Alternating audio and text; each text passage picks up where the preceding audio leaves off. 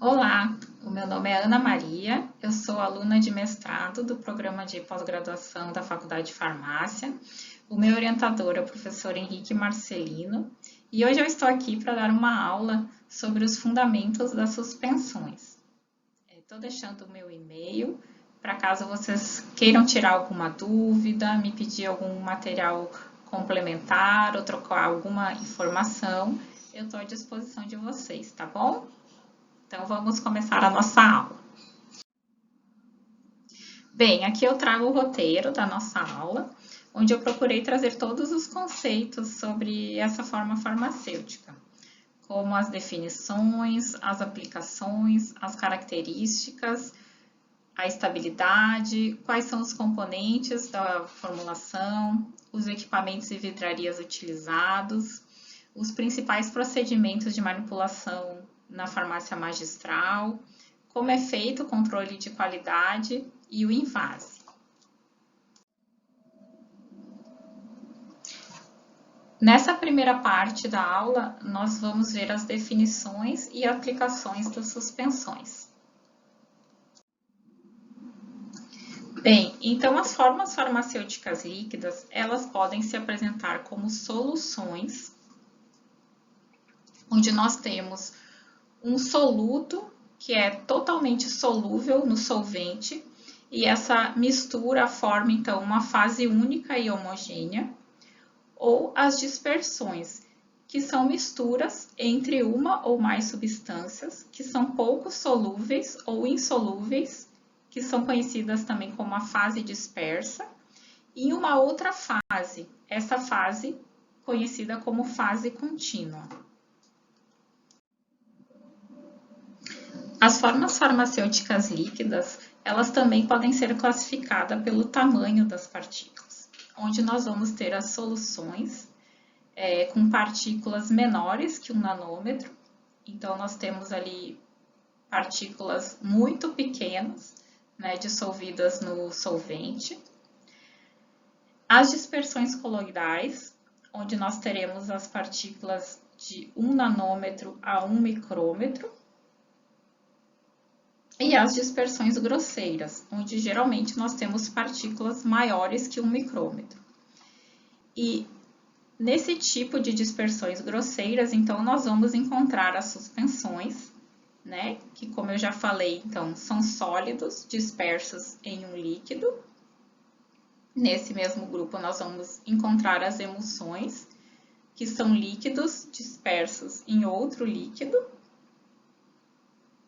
E os aerosóis, né? Essa forma farmacêutica, ela é obtida a nível industrial, que são líquidos ou sólidos dispersos em um gás. Na sexta edição da Farmacopeia Brasileira, nós encontramos, então, o conceito de suspensão, que é uma forma farmacêutica líquida que contém partículas sólidas dispersas em um veículo líquido, no qual as partículas não são solúveis. As suspensões, elas vão ter diversas aplicações, que vão depender da via de administração em que ela vai ser utilizada. De acordo com essa classificação, nós vamos ter as suspensões orais, né, que nós temos diversos exemplos, aí tanto na indústria como na farmácia magistral, né? Nós vamos ter as suspensões em que elas já vêm prontas, né? Ou as suspensões que são um pó que vem pronto para que a gente prepare a suspensão na hora do uso. Eu vou falar um pouquinho mais sobre isso adiante. Nós vamos ter as suspensões injetáveis, que são suspensões feitas a nível industrial, tá? Elas devem ser estéreis. E o tamanho de partículas dela deve ser bastante controlado, né? O menor possível para se formar uma suspensão e o mais uniforme possível também. Essas características, elas vão diminuir o desconforto, né, do paciente na hora da administração. A administração injetável da suspensão geralmente é feita via intramuscular ou subcutânea. E por último, nós vamos ter as suspensões tópicas, essas muito utilizadas na dermatologia. Eu trago como exemplo aqui a pasta d'água, né, que é uma formulação bastante conhecida e muito manipulada na farmácia magistral. Nós também temos muitos colírios em forma de suspensão. E depois eu vou explicar para vocês algumas vantagens de se desenvolver um colírio em suspensão. E nós também temos os cosméticos, né, que temos vários exemplos, né, de suspensões cosméticas. Eu acho que o principal exemplo é o esmalte, né, que é uma formulação bem conhecida. Mas nós temos outros cosméticos em forma de suspensão e depois eu dou mais exemplos para vocês.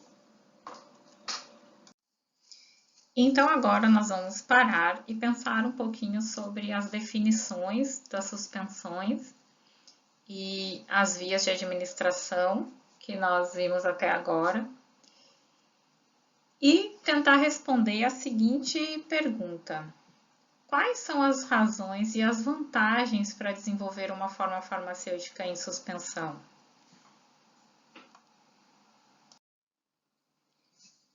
Então, eu vou falar um pouco agora sobre as razões para nós desenvolvermos as suspensões.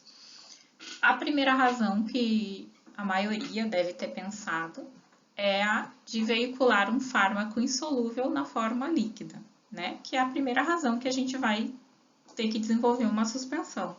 Nós temos ali um fármaco e ele não é solúvel, então não é possível preparar a partir dele uma solução.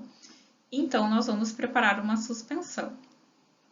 Quando nós conseguimos, então, preparar a suspensão, nós vamos estar facilitando, então, a administração de medicamentos insolúveis.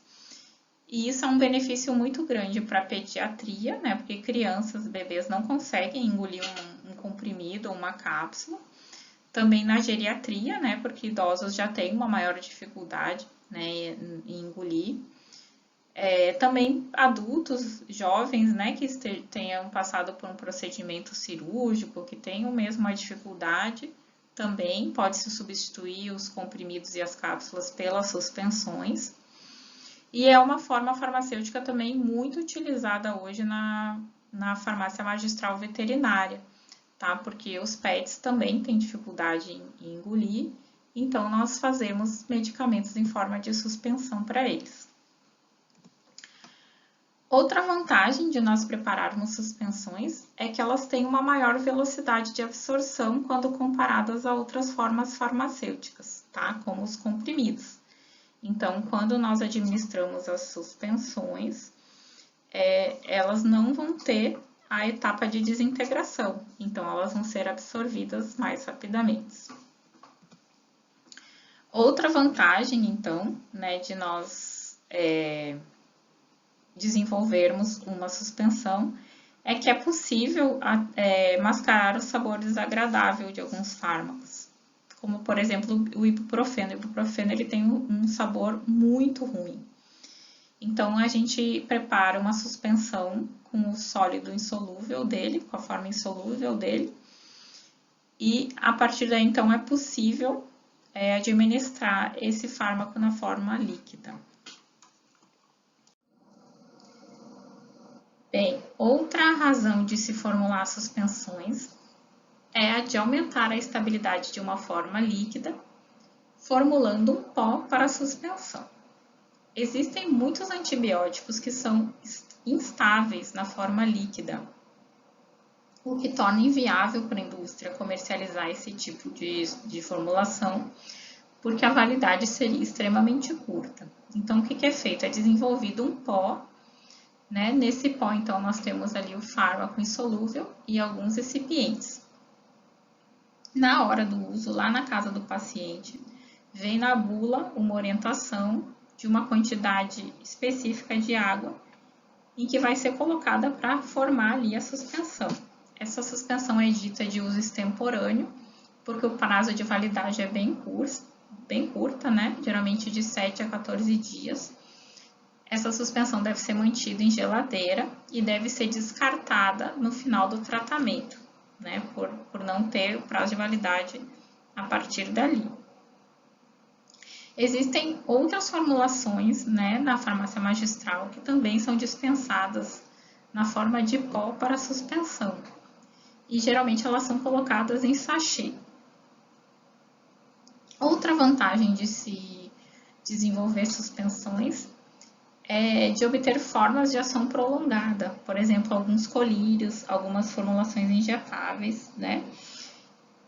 E através do controle do tamanho dessa partícula, vai haver um depósito, né, no local de aplicação e elas vão ser absorvidas mais lentamente, né? Como eu já falei, esse tamanho de partícula deve ser controlado para não causar desconforto ao paciente. Essas formulações de colírios injetáveis também devem ser estéreis.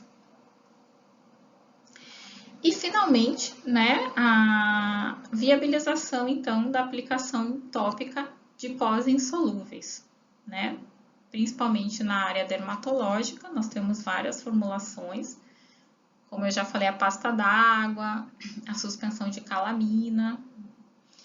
E na indústria cosmética, né, como nós temos os esmaltes e inúmeras formulações de maquiagem, né, porque a maquiagem, nós estamos utilizando ali pigmentos insolúveis e muitas dessas formulações são suspensões, né, como o rímel, bases líquidas, batons líquidos, entre outros.